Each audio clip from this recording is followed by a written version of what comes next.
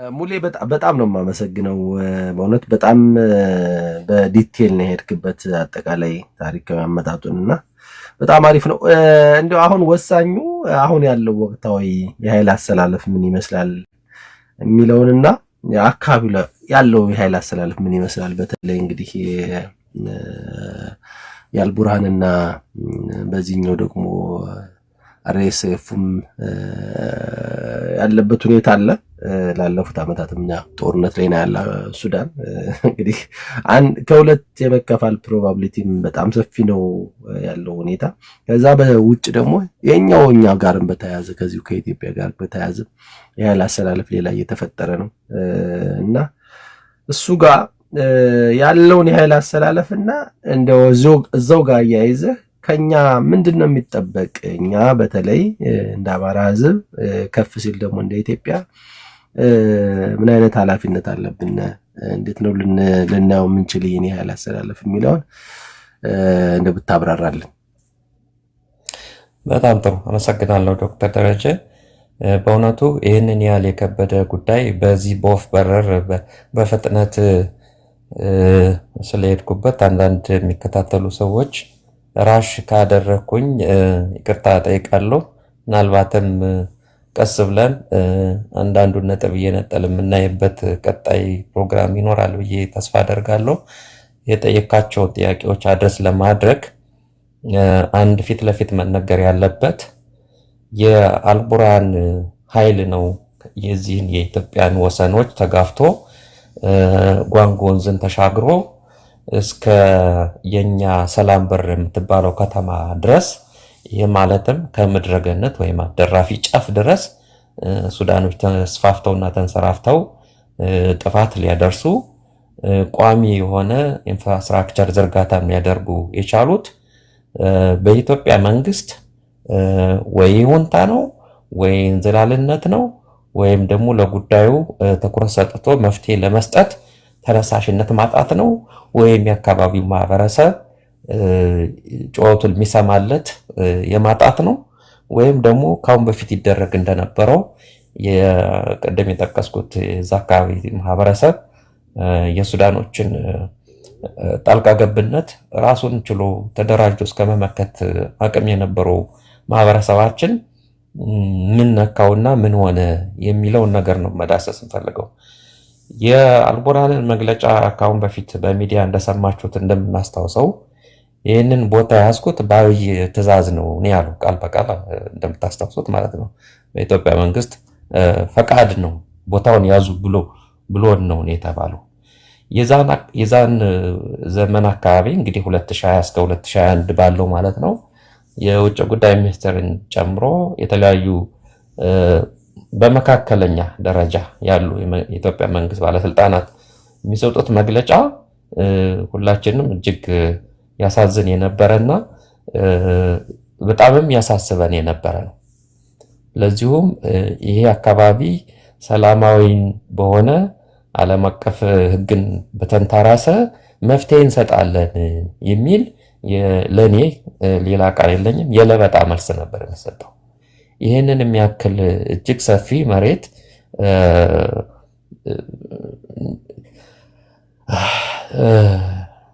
በጣም የሚኮሰኩስ ነገር ነው። ሱዳኖች ይዘው ያንን ሁሉ መስፋፋት ሲያደርጉ የኢትዮጵያ መከላከያ አንዳችም አይነት ጥረት አድርጎ እንዳይከላከል ትዕዛዝ አልተሰጠኝም የሚልበት በጣም ሰፊ ገጠመኞች ነው ያለን። ይሄ 2020 2021 ላይ በተለይ ይሄ እንዲታወቅ ያስፈልጋል። ለምንድነው ብለን መላምት ሁላችንም መሰንዘር ብንችልም በብዙ ግንባሮች ያው ከወያኔም ጋር የነበረው ጦርነት ስለነበረ ብዙ ግንባሮች ላይ አንድ ጦርነት ለመቅጠም አይቻልም የሚል መላምት መስጠት ቢቻልም ያንን መገመት ቢቻልም ነገር ግን ከዛም በኋላ ለዚህ ምንም አይነት ትኩረት ያልተሰጠው ሱዳኖች አስፈሪ በሆነ ደረጃ አሳሳቢ በሆነ ደረጃ እዚህ ላይ ካርታው ላይ እንደምታዩት ቋሚ የሆነ ይዞታ እየመሰረቱ ነው። ሰፋፊ ሚሊታሪ ካምፖች እየገነቡ ነው። ወንዙ ላይ አትባራ ብለው የሚጠሩትን ጓንግ ወንዝ ላይ ወደኛ መሬት ተሻግረው የሚገቡባቸው ድልድዮች እየሰሩ ነው፣ ሰርተዋል። መንገዶች ሰርተዋል። ከተማዎች እየከተሙ ነው። መሬቱ ደግሞ በቋሚነት የነሱ የማድረግ አንዱ እጅግ መሰሪ ስራቸው በእነዚህ ወንዞች መጋጠሚያ ማለትም ተከዜና ጓንጉና አንገረብ ሂደው ሶስቱ የሚጋጠሙበት አካባቢ በእርግጥ አንገረብና ጓንጉ ቀድመው ነው የሚገናኙት፣ በኋላ ነው ተከዜን የሚያገኙት። እዛ መጋጠሚያው ላይ ቶማት ይባላል። ያ ቶማት ቦታ ማለት በአፄ ምኒልክ ዘመነ መንግስት የኛ አርበኞች ባንዲራ ሰቅለው የሚያውለበልቡበት ቦታ የነበረ ነው። እዛ ላይ ግድብ ገንብተው የግዛት ማስፋፋትና ቦታ የማስጠበቅ ስራውን እንዲሰራ ላለፉት 10 ዓመታት ሳተላይት ትራክ ብታረጉ እኛ እንደ ባለጉዳይ ስንከታተለው ስለነበረ ትንሽ ግድብ የነበረችው አሁን ተንሰራፍታ ወደ ሱፋ ያልኳቸው አካባቢ ላይ ምናልባትም ከምንወዛገብበት አካባቢ ወደ ግማሽ ያሉን ርቀት ያለው ሐይቅ እየሰሩ ነው ያሉት። ይሄን ካርታ ላይ ገብታችሁ ማየት ትችላላችሁ። እቺ ግድብ ትንሽ ነው የነበረችው። የዛሬ 10 ዓመት ምናምን ወደ ኋላ ሄዳችሁ ብታዩ እንደዚህ አልነበረችም። አሁን ግን ዓመት እየሰፋ መጥቶ የኢትዮጵያ ገበሬ የሚያለማው የሚያርስበት የነበረው ቦታ እነሱ በሰሩት ግድብ ውሃ እየተጥለቀለቀ ትልቅ ሐይቅ እየሰሩ ነው። እነዚህ ነገሮች መጠቃቀሳቸው በይርጋ ስምምነት የነበረና የምንጠቀምባቸውን ቦታዎች እነሱ ቋሚ ለወደፊትም ባለም አቀፍ መድረክ እንኳን ብንከራከር እነሱ ቋሚ ንብረት ያፈራንበት ነው ይዞታችን የኛ ነው ብለው እንዲከራከሩ እድል የሚሰጣቸው ነገሮች እየሰሩ ነው። ይሄ ነገር መቀልበስ ግዴታ አለበት። እንግዲህ እዚህ ላይ ማን እንደሚሰማ አላውቅም፣ ለማን እንደሚነገርም አንዳንዴ ግራ ይገባል። እንደ ኢትዮጵያ ድንበር ኮሚቴ ይሄን ነገር ጮኸንበታል ለብዙ ዓመታት። ያሉ ሰነዶችንም አጋርተናል ለሚመለከተው አካል በሙሉ ቀስቀሳውም እንደዚህ። ግን አሁን በቅርብ ጊዜ እኔ በግሌ የሚያሳስበኝና የሚያስደነግጠኝ ከዶክተር ደረጀ ከጠየቀው አንፃር ትኩረት ማንም ነው ያልሰጠው። አገዛዙን ብቻ መንግስትን ብቻም አይደለም ወቅሶ ዝም ሊባል ይችላል። ይህን ክልሉ የሚያስተዳድሩ የአማራ ክልል ባለስልጣናት ከዛው ከጎንደር እንኳን ተወክሎ የሄዱት ባለስልጣናት ስለዚህ ጉዳይ ምንም ነገር ሲሉ ሰምቼ አላውቅም። ሚዲያ ምንም ሲል ሰምቼ አላውቅም። ይሄ የሚያሳፍርና የሚያሳዝን ነገር ነው። በተጨማሪ ደግሞ የህዝብ ጉዳይ፣ የህልውና ጉዳይ፣ የአማራ ህዝብ ዕጣ ፈንታ ጉዳይ ይመለከተናል፣ ያገባናል ብሎ መሳሪያ የሚያነሳ ኃይል በሙሉ በዚህ ጉዳይ ላይ ሲናገር ሰምቼም አላውቅም። ይህንን ለማን ባለቤት እንደምንሰጠው እኔ ግራ ነው የሚገባኝ። የሚያሳዝን የሚያሳፍርም ነው። አሁን እዚህ ቤት ስናነሳው እንግዲህ ሌላ ሀገራዊ ምርጫ እየተባለም አዲስ ነገር እየመጣ ነው እንደምታውቁት። የዛሬ 5 ዓመት በተመሳሳይ መልኩ የአሁኑን ጩኸት እናሰማ ነበር። ያው ቲክታክ አልነበረም እንጂ ፌስቡክ ጄኔሬሽን፣ ዩቲዩብ ጄኔሬሽን እንደምታውቁት ይህን ጉዳይ ያኔም ትኩረት እንዲያገኝ ምርጫ የሚሉትም ኃይሎች ይህን ጉዳይ በአማራ ክልልም በፌዴራልም ደረጃ የሚወዳደሩ ኃይሎች ይህንን ጉዳይ መፍትሄ ለመስጠት ምን አስባችኋል ብለን ወጥረን የያዝንበት ሁኔታም ነበር። አሁንም የቤት ስራው ለሁላችን የፖለቲካ ፓርቲዎች፣ በመንግስት መዋቅር ያሉ፣ በትጥቅ ትግል የአማራን ህዝብ ጉዳይ እንፈታለን የሚል ማንም ወገን ይሁን ለዚህ ጉዳይ ምን መልስ አለ ተብሎ ከሚጠየቁ ዋና ጥያቄዎች አንዱ ይሄ ነው። ይሄ የጎንደር ጉዳይ አይደለም፣ ኢቨን የአማራም ጉዳይ አይደለም። ይሄ የኢትዮጵያ ጉዳይ ነው። ይሄ የኢትዮጵያ መጻኢ ዕድሏን ከሚወስኑ እና ለወደፊቱ ለልጅ ልጆቻችን በበጎ ነገር ከምናስተላልፈላቸው ጸጋዎች አንዱ ይሄ ነው። ኢግኖር ተደርጓል። በቻልነው መጠን ትኩረት እንድንሰጠው አደራ ማለት እፈልጋለሁ። ምን ይደረግ ማን ምን ይደረግ የአካባቢው የጎረቤት ቀረብም ራቅም ያሉ ሀገሮች በተመለከተ ደግሞ አንድ የተወሰኑ ነገሮች ማለት እፈልጋለሁ። ይህ አካባቢ በዚህ ሁኔታ ላይ እንዲዳክር አስተዋጽኦ የሚያደርጉት የተለያዩ ኃይሎች አሉ። ለምሳሌ ሱዳንን ብንወስዳት አዲስ አበባ የምትኖሩም ሆነ ጎንደር፣ ባህር ዳር የምትኖሩ ሆነ ከሱዳን መጣና ሽንኩርት በላን የምትሉት ከሆነ ከሱዳን ሽንኩርት በላ የምትሉት ከሆነ ከየትም የመጣ እንዳይመስላችሁ። ቅድም ካልኳችሁ ሐይቅ አካባቢ በእኛው ውሃ በእኛው መሬት ላይ መስኖ ሰርተው አመት ከአመት እንዲሁ በሳተላይት ገብታችሁ በጉግል እርዝም በሌላም እንድታዩ ትፈልጋለሁ። እጅግ የሚያስቀና በጣም ሰፊ መሬት ላይ የተንሰራፋ መስኖ አላቸው። ከኛው ድንበር ወደዚህኛው ስትመጡ ወደኛ በኩል ስትመጡ ደግሞ ምንም ነው የሌለው። ምንም ኢትዮጵያ ውስጥ አሁን ግድብ እንዲገነባ ሜካናይዝ ፋርሚንግ እንዲደረግ ምናምን ይባላል። ከዚህ የተሻለ ኢትዮጵያ እኮ ሌላ ቦታ የለም በእውነት ማለት ነው። የውሃውን መጠን ብታዩት፣ መልክዓ ምድሩን ብታዩት፣ ቦታውን ከማስጠበቅም አንጻር ብታዩት ፕራዮሪቲ ተሰጥቶት እዚህ አካባቢ ትልቅ ዘመናዊ ፋርሚንግ እንዲደረግ ካስፈለገ በጋ ከክረምት ማልማት የሚችል ቦታ፣ ሰፊ ቦታ፣ ሜዳማ ቦታ ነው።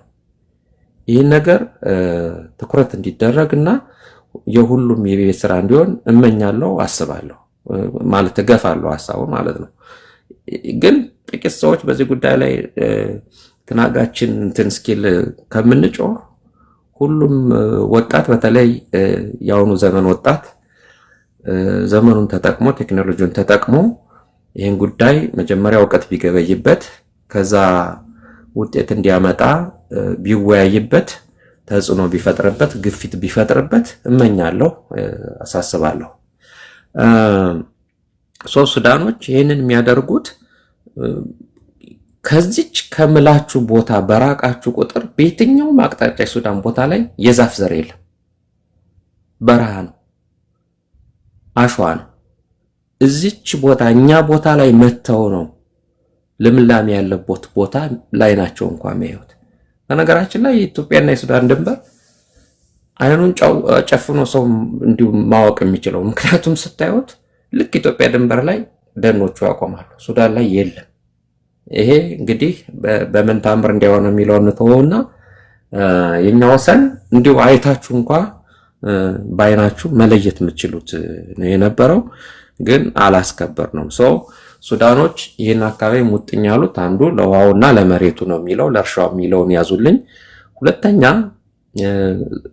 የእንግሊዝ ቅኝ ግዛት ስር ለረጅም ዘመን እንደቆዩት ሁሉ ያው በ1956 ዓመተ ምህረት ነው ነፃ ያወጡት። ግብጾች በ53 ዓመተ ምህረት ነው ነፃ ያወጡት። ግብጾችና ሱዳኖችን ነጣጥላችሁ እንድታዩ አይገባም።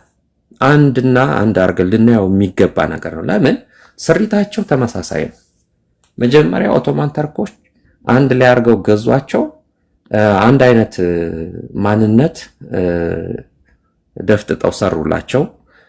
በተመሳሳይ ደግሞ ከዛ በኋላ የመጣው የግብፅ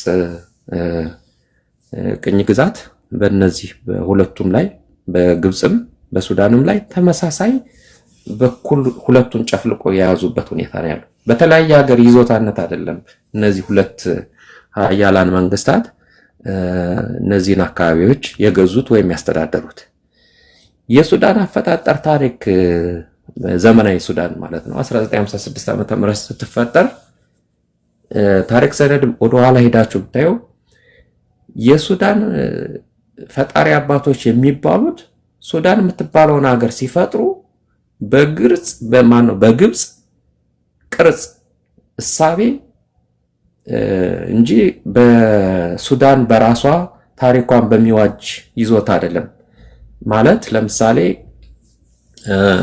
በሃይማኖትም ኢቨንም በመልካቸው ጥቁር የሆኑ ከአረብ ማህበረሰብ ጋር ምንም ግንኙነት ሳይኖራቸው የኖሩ ሱዳኖች እኛ አረብ ነን እንዲሉ ጭምር ነው የሆነው ማለት ነው።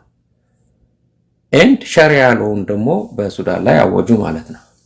እኔ አሁን የሃይማኖት ክርክር እያረኩ እንዳይመስልብኝ ይቅርታ። የምመጣበት ነጥብ ወደየት ነው?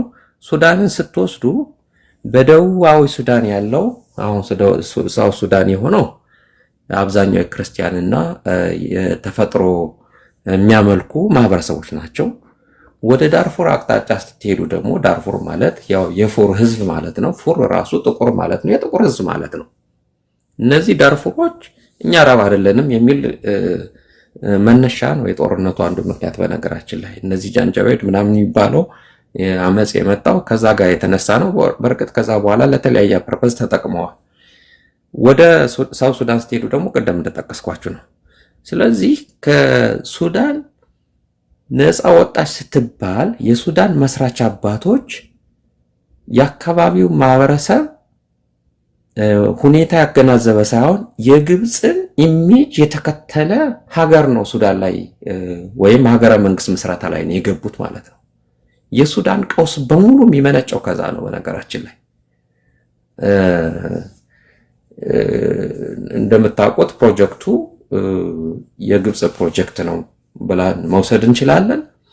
የሱዳን ከፍተኛ መኮንኖችም ሆነ የፖለቲካ መሪዎች ሙሉ ለሙሉ የመሪነት ዝግጅት የሚደረግላቸው በካይሮ ነው። ይሄ ወደኛው ስናመጣው ሱዳኖች የግብፅ ኤክስቴንሽን ናቸው ለኛ ለኢትዮጵያ። ከግብፅ የሚመጣ ችግር ማጓጓዣ ባቡሩ ሱዳን ነው።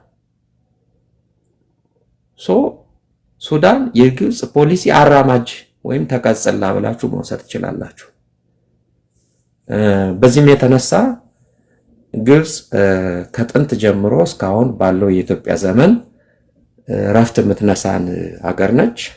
ሱዳኖችንም ለዚሁ ዓላማ ማስፈጸሚያ ስታውላቸው ቆይታለች።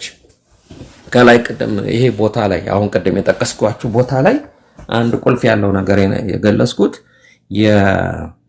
የተከዜ ተፋሰስ ከአባይ ተፋሰስ 12% ነው ስላችሁ በጣም ግዙፍ ነው፣ ብዙ ነው። ስለዚህ ግብጾች እናንተ አባይ ተፋሰስ ላይ የምናውቀው አሁን በቤንሻንጉል ጉምዝ ግድብ ተሰራ ምናምን በተባለው መስመር ያለውን አባይ ብቻ አይደለም እነሱ በጣም ትኩረት የሚያደርጉበት።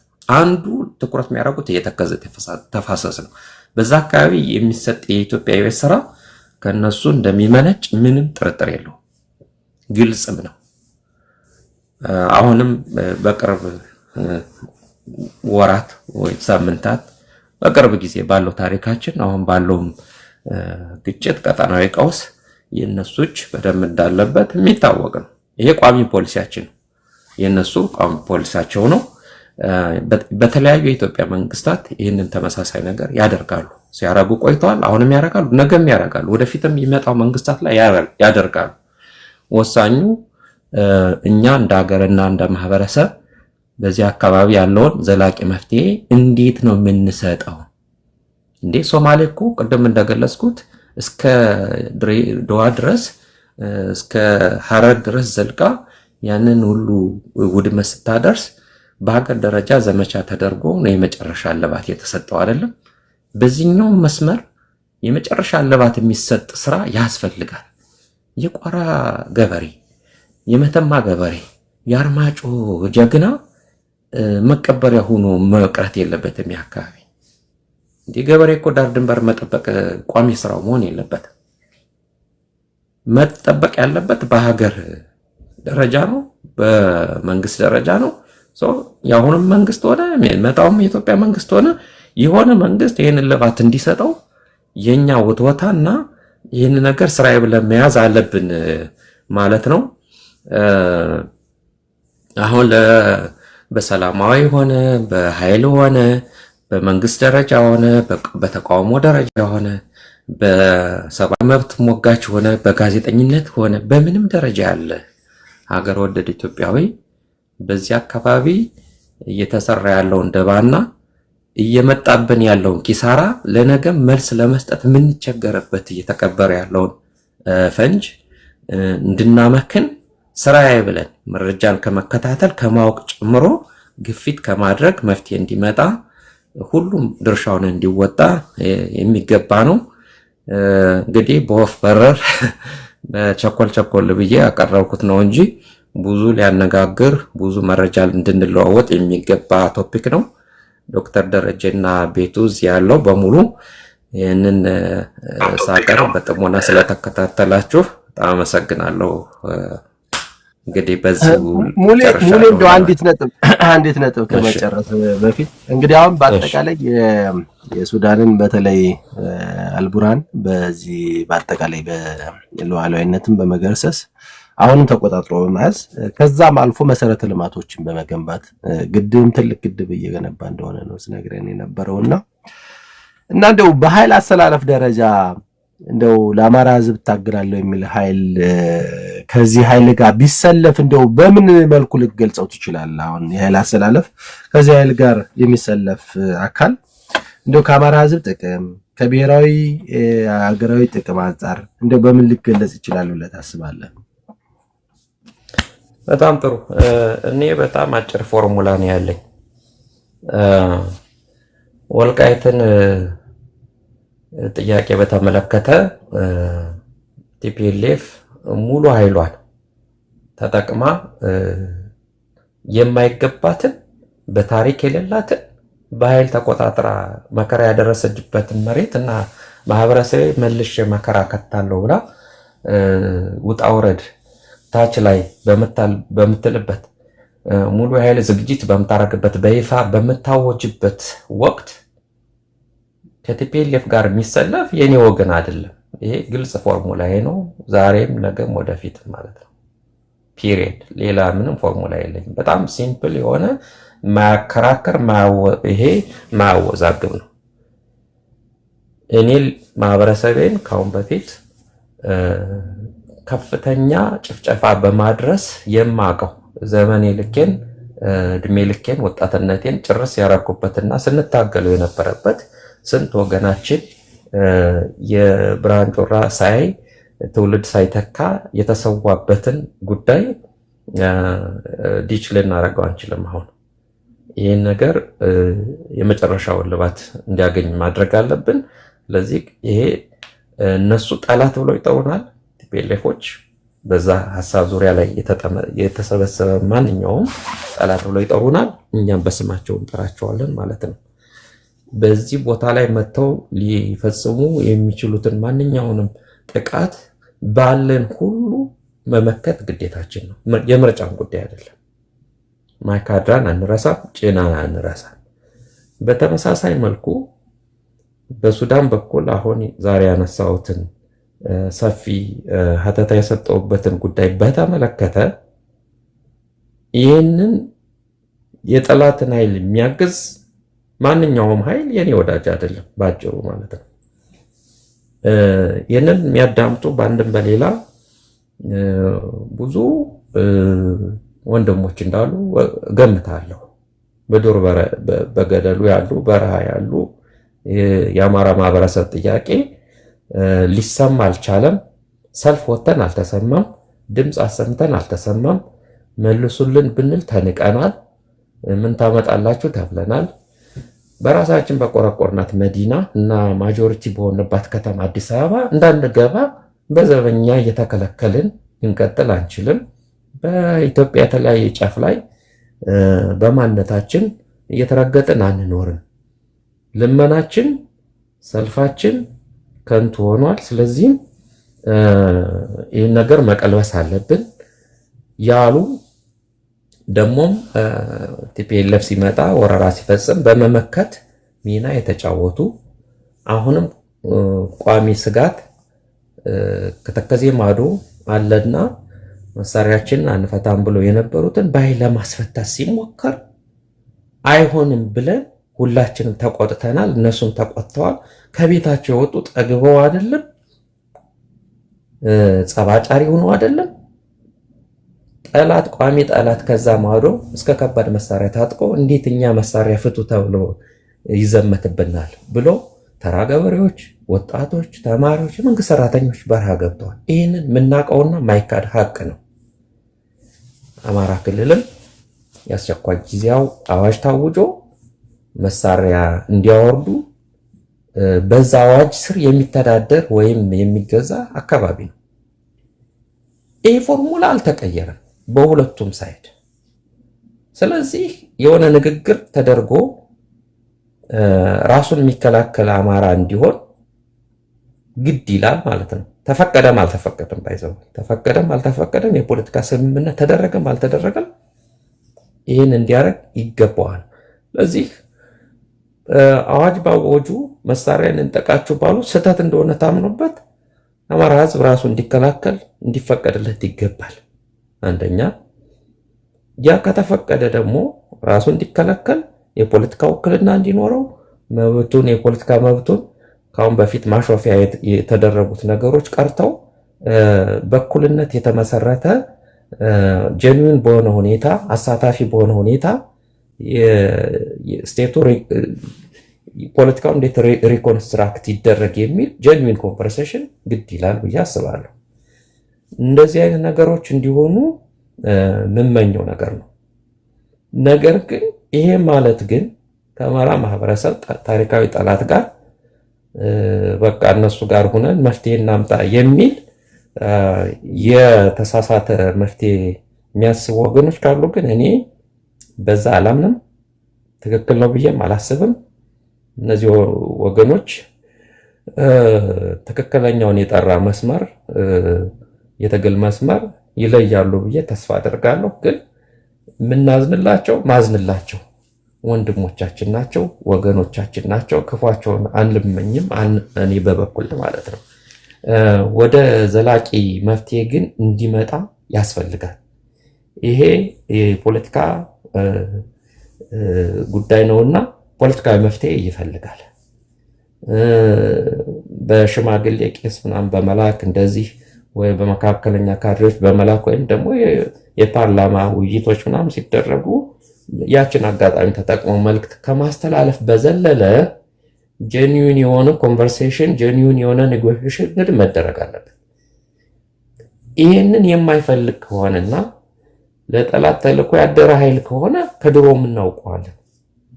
ቲፒኤልኤፍ ሲወረን ወገኖቻችን በጅምላ ሲጨፈጭፍ ሲጨርስ ይሄ አይመለከተኝም ያለ አካል አሁንም ድሮ ስልታዊ ድጋፍ ለቲፒኤልኤፍ ይሰጥ የነበረ አሁን በይፋ ያን ድጋፍ ለሚያደርግ አካል እኔ ስለሱ አይደለም ማወቀው። ያ ሚናውን የለየ እኔ ማወቀው ይህን ማህበረሰብ በመታደግ ግንባር ቀደም ሚና የተጫወቱ ግን በግፍ ተዘምቶባቸው መሳሪያ አውርዱ ተብሎ የወንድ ልጅ የቁም ሞት እንዲሞቱ በግፊት እዚህ ውስጥ የገቡትን ወገኖችን ነው የምናገረው።